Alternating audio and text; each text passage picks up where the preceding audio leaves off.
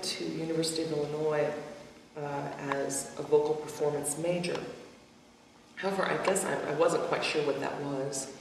Up until that point, I had taken private voice lessons, but I had done musical theater and was singing more kind of pop type music. I mean, Barbra Streisand was my idol. You know, I just thought she is incredible. And so I started my voice lessons the freshman year at the U of I, and it was not an entirely pleasant experience. My teacher was very tough on me, but not in a positive way. And I would leave my lessons and then cry, and I mean, I don't mind a challenge at all. I love a challenge, but kind of the negativity, I think, was it was crippling me. So I had auditioned for a theater production for the theater department there that year. It was the Christmas Carol. And I was cast as Mrs. Fezziwig. And so I really enjoyed working with the theater department and the theater people. So when it was time for Christmas break, I went to the head of the voice faculty and I said, look, I'm going to change my major to theater. I just have not had a good experience in voice lessons this year or this semester, and I think that's really the direction I want to go.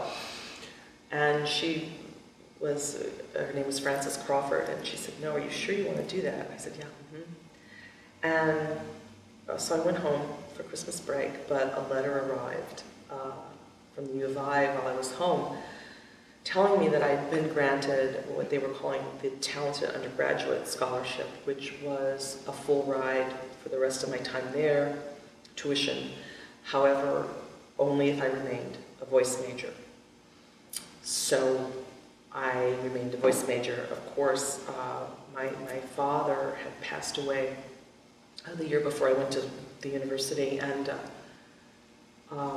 financially, that was a big help that they gave me, that scholarship. And so I went back and I got a different teacher the next semester, Dodi Patera, who was a wonderful lady. She had a career as a coloratura, studied with Torre del Monte in Italy, and totally different atmosphere.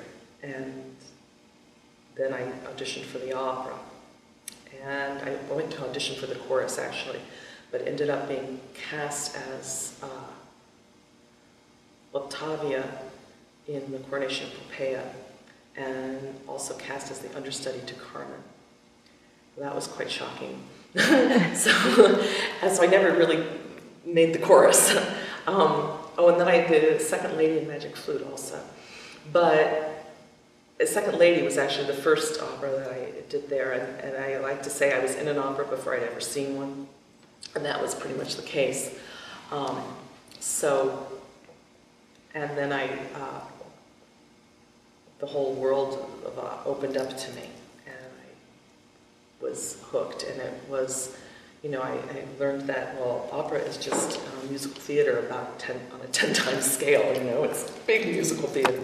So, and learned to just, I worked, and met a guy who's a great friend of mine till this day, Donald Wages, who, he was a student of John Wissman's there, in the accompanying department. And Donald, we would go to the listening room in the library, and he would play all these recordings for me. And of course, he played, accompanied me too for my jury.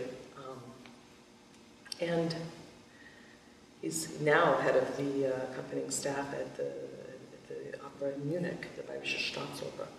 And it's wild how life takes these turns. And then when I performed there some years back, here he was working there. And we had been in the halls of the University of Illinois, and here we were in the halls of the Bayerische Staatsoper. And funny how we still felt like this is the same people and we're goofy as ever. But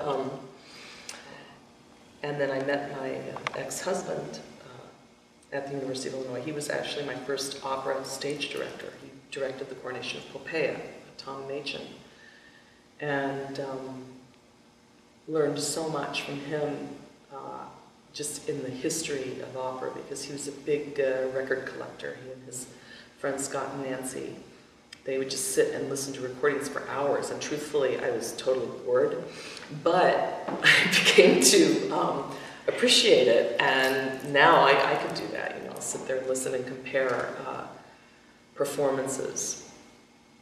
That's so important.